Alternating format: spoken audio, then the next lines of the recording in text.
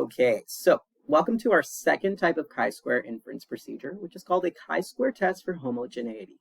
And thinking back to Unit 3 even, when we were looking at homogeneous characteristics, we were looking at strata and stratification, even in terms of blocking when looking at experimental design.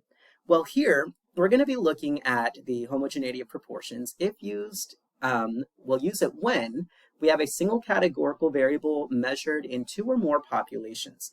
Now, that could be something like left or right hand dominance, political affiliation, gender identity, etc. But we're going to be looking at one categorical variable across various groups. Now, we're not going to be given an expected distribution, so we are going to have a new type of formula. And while you do have to memorize it, it's not too complicated. So here in our state, we are going to assume that there is no difference in the distributions. We don't care where the data comes from. Everyone's the same. It doesn't matter. But we're going to be testing for a difference because we know that we stratify to reduce variation or variability. So we can imagine that we should have some variation in our results. The assumptions here are that it's either a random sample, and either an SRS or a stratified sample, or a randomized experiment. Now, independent will occur if sampling without replacement. Again, we'll check the 10% condition for each of our samples. And then our large counts condition, they all have to be at least 5. If these conditions are met, we'll use a chi-square test for homogeneity. Again, here for the expected counts, we're going to multiply the row total by the column total and then divide by the total sample size. But the chi-square test statistic will still be found the same, and the p-value will still be found the same. What changes is the expected count, and then our degrees of freedom right here. We're going to do number of rows minus 1 times the number of columns minus 1. And I'll explain that in the example here. And then, of course, our same conclusion. So let's take a look at political affiliation. Do Republicans, Democrats, and Independents think alike about the primary system in the U.S.? Each group was asked if all primaries should be held in June of presidential election years. 718 Republicans were asked, 734 Democrats were asked, and then 76 independents were asked. And we have the following results here. So here is my different groups, right? Technically, these are both categorical variables, right? Your political affiliation against your opinion. But each of these represents one of the different sample groups, right? So here's the Republicans, the Democrats, and the independents.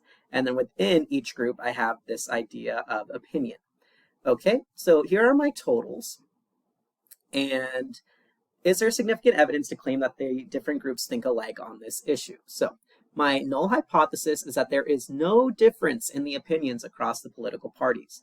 But my alternative, what I'm testing for, is that there is some difference in opinions across these parties. So I'm going to assume that I took random samples of the Republicans, the Democrats, and the independents.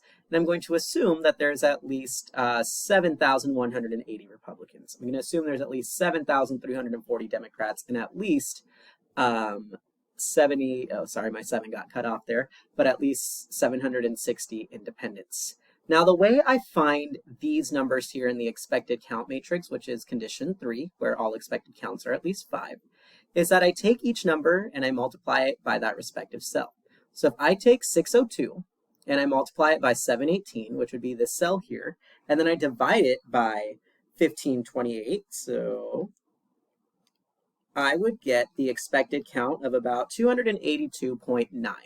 And then to find this cell here, I'll take 602 times 734 divided by 1528. And then to find this one, 602 times 76 divided by 1528. And that's how I'll find all of these expected counts. Now, the calculator does do this for us, so have no fear. Just copy this down for now. We're not going to calculate it by hand. I will show you the calculator command, but do expect on some of your quizzes, homeworks, and even on the AP exam that you'll just have to calculate one expected cell. And we'll do some more practice with this shortly. Now, since all our conditions are met, we'll use a chi-square test for homogeneity.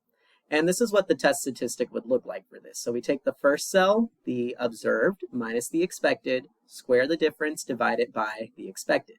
And we would do this for each cell up until the last cell, which is 21 is the observed, minus 19, which is the expected, square the difference, divide by 19. And if I summed each of these up, and again, each component here, each observed minus expected squared divided by its expected, Each of these is called a contribution. So if I add up all of the contributions, I get a chi-square test statistic of 4.017. To find the degrees of freedom, I take the row total minus 1, multiply it by the column total minus 1. So you can see here I have 1, 2, 3 minus 1 is 2, times 1, 2, 3 minus 1 is 2, and 2 times 2 gives me 4. Now, where this comes from is that if I had 9 cells here and we just had to completely guess, well, the minimum number of filled in cells you would need to be able to complete the table would be 4. Because if I gave you these 4 cells, well, then you could find out each of their remaining components, as well as the bottom ones here and this one. Or if I gave you a cell here, a cell there, a cell there, and a cell there, you can find the missing components. Now, if I gave you less than 4, like 3, you'd be missing too much of the picture in order to complete it. So at a minimum, we would need 4 cells to be able to complete this distribution or to complete the picture. Well, next up, we find the p-value by finding the probability of obtaining our test statistic as extreme or more extreme than ours. And we get a probability of about 0.4037. Now, since the p-value is fairly large compared to an alpha level, we failed to reject the null hypothesis, which means there's not convincing evidence that there is a difference in opinions across the political parties. Maybe it doesn't matter whether you're Republican, Democrat, or Independent, just you have your own opinions. Now, since we failed to reject, we end up committing a type 2 error. So we claim there is no difference, when in reality, there might be some difference here. So this is a chi-square test for homogeneity. Now, the next lesson is pretty much going to be the same, but here is some more practice looking at your idea of contributions and test statistics. So what I need you to do is to pause the video, give yourself about 3 to 5 minutes to work through the next following examples, and then we'll go over those together. All right, so I did this one of 2 ways. I found the expected count first, and again, you take the row total, multiply it by the column total, and I totally just said that backwards, and then you divide by the actual total in the combined samples. So here's a random sample of males, here's a random sample of females, and we're looking at shirt color and gender identity. So to find the expected value, you just use that formula that I showed you, and then to find the contribution, we take the observed difference, or the difference between the observed and the expected, we square that difference and then divide by the expected.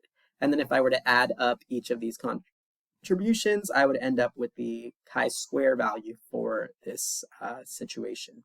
But here are those solutions for you. And here's that last one here.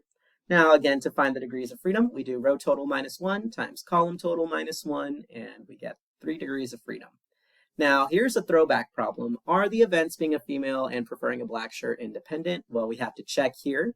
The probability of being a female was about 0.5, and the probability of being female, given that you wear or prefer a black shirt, was also 0.5. So yes, the events being female and preferring a black shirt are independent, since these probabilities are equivalent.